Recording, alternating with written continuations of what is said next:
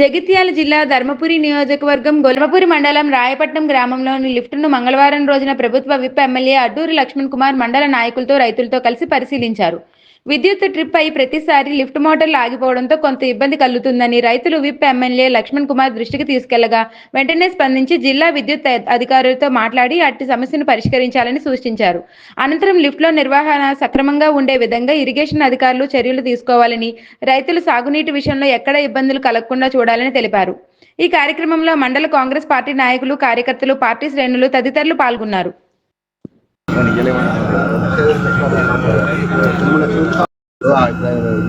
వాళ్ళ పంచాయతీ వచ్చినారు, ఈ మంత్ వచ్చినారు.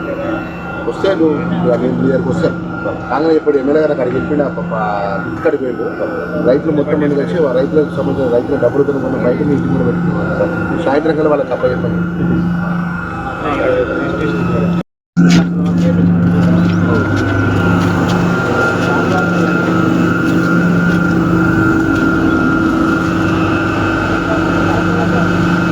ఇక్కడ సబ్స్టేషన్ ఉన్నది.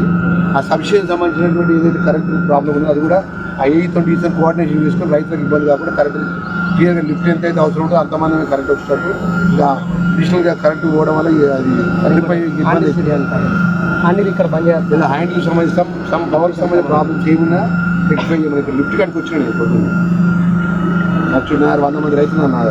ఎల్సీ తీసుకోవడం అదే గతంలో లిఫ్ట్ కట్టుకున్న వాళ్ళ ఈ ఇరిగేషన్ సంబంధించిన లిఫ్ట్కి సంబంధించిన పైపులు ఉన్నాయట. 39 రైతులు ఉన్నాయట. ఆయన చైర్మన్ కొత్త చైర్మన్ ఇక్కడ రైతులు అంట. కొత్త చైర్మన్ అడిగితే ఆ పాత చైర్మన్ ఇస్తున్నాడు. ఆ డీ నా దగ్గర ఉండి ఆ పైపు కూడా ఇచ్చినాడు. పాత చైర్మన్ రైతులకు సంబంధించిన పైపులను తీసుకొని ఇంట్లో వేసుకున్నాడు. ఆయన చెప్తే ఎవరు చెప్పినా అడిగినా ఇస్తలేడు రైతులు అడుగుతూ.